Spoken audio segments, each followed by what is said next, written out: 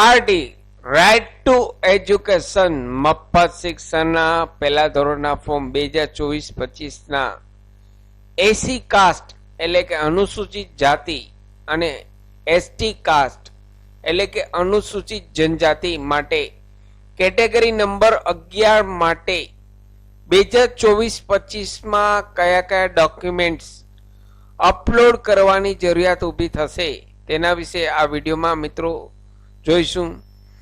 નમસ્કાર મિત્રો, હું જયેશ કોટેચા શિવસાગર ગાઈડ ચેનલમાં આપ સૌનું ફરી હાર્દિક સ્વાગત કરું છું.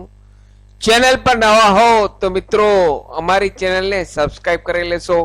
આરટીના એડમિશનના વિડીયો હંમેશા દર વર્ષે અમારી ચેનલ પર પબ્લિશ કરવામાં આવે છે.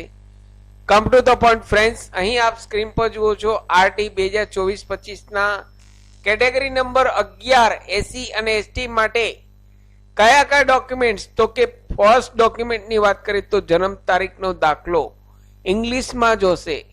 આપના બાળકનો જન્મ તારીખનો દાખલો બર્થ સર્ટિફિકેટ ઇંગ્લિશમાં મિત્રો કઢાવી લેશો જો ન હોય તો.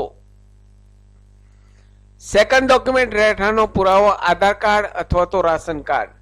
આધાર કાર્ડ ફાધર, મધર અને બાળકનું ત્રણેયમાં એડ્રેસ સેમ હોવું જરૂરી છે, કારણ કે અહીં ફાધર અને ચાઇલ્ડ નું આધાર કાર્ડ બંને કમ્બાઈન કરી પીડીએફ ફાઇલમાં અપલોડ કરવાનું છે, અથવા તો મધરનું આધાર કાર્ડ એટલે કે મમ્મીનું આધાર કાર્ડ અને ચાઇલ્ડનું બાળકનું આધાર કાર્ડ બંને પીડીએફ ફાઇલમાં સ્કેન કરી અપલોડ કરવાનું છે. તો અહીં ત્રણેયના આધાર કાર્ડમાં એડ્રેસ સેમ હોવું જરૂરી છે. રાશન કાર્ડમાં આપના બાળકનું નામ હોવું જરૂરી છે મિત્રો. રાશન કાર્ડમાં આપના બાળકનું નામ હોવું જરૂરી છે, તો જ અહીં આપ રાશન કાર્ડ અપલોડ કરી શકો. થર્ડ ડોક્યુમેન્ટની વાત કરીએ તો જાતિનો દાખલો. જાતિનો દાખલો અહીં જે લાગુ પડતો હોય એસી અથવા એસટી જે કેટેગરીમાં આપ આવતા હોય પિતાનો, તે અહીં અપલોડ કરવાનો છે. ચોથા ડોક્યુમેન્ટની વાત કરીએ તો પાસપોર્ટ સાઇઝનો ફોટો.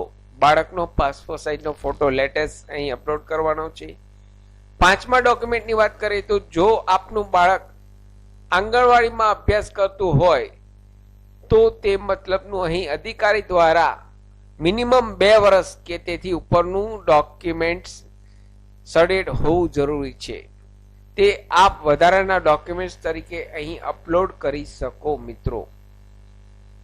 આપ એસી એસટી કેટેગરીમાં આવતા હોય તો આપ એસી એસટી કેટેગરીમાં પણ એપ્લાય કરી શકો. જો આપનું બાળક આંગણવાડીમાં અભ્યાસ કરતું હોય તો આંગણવાડીના અંડરમાં પણ આપ એપ્લાય કરી શકો. બંનેમાંથી એક કેટેગરીમાં આપ એપ્લાય કરી શકો. તો અહીં આપ એક્સ્ટ્રા ડોક્યુમેન્ટ જો એસી કેટેગરીમાં એપ્લાય કરવા માંગતા હોય તો અહીં વધારાના ડોક્યુમેન્ટ્સ તરીકે આપની પાસે જો હોય તો અપલોડ કરી શકો. આવકનો દાખલો પિતાનો અહીં અપલોડ કરવાનો છે. વાલીની સહી. ઇન્કમ ટેક્સ રિટર્ન ભરતા હોય તો રિટર્ન અથવા તો self declaration. Income tax return ભરતા હોય તો ઇન્કમ ટેક્સ રિટર્નની કોપી અથવા તો સેલ્ફ ડિક્લેરેશન ની કોપી અહીં સ્કેન કરી અપલોડ કરવાની છે. અહીં આવકના દાખલામાં અને ઇન્કમ ટેક્સ રિટર્નમાં બંનેમાં આવક સેમ હોવી જરૂરી છે. આવકના દાખલામાં અને ઇન્કમ ટેક્સ રિટર્નમાં બંનેમાં આવક સેમ હોવી જરૂરી છે. આવકની મર્યાદા કેટલી છે તેનો વિડીયો મેં ઓલરેડી ચેનલ પર પબ્લિશ કરેલ છે. તો RT admission by Shivsagar guide તેવું સર્ચ કરશો એટલે મારા વિડીયો મિત્રો આવી જશે. પાન કાર્ડ બંને પેરેન્ટ્સના અહીં અપલોડ કરવાના છે. તમામ ડોક્યુમેન્ટ્સ ઓરિજિનલ મિત્રો અપલોડ કરવાના છે.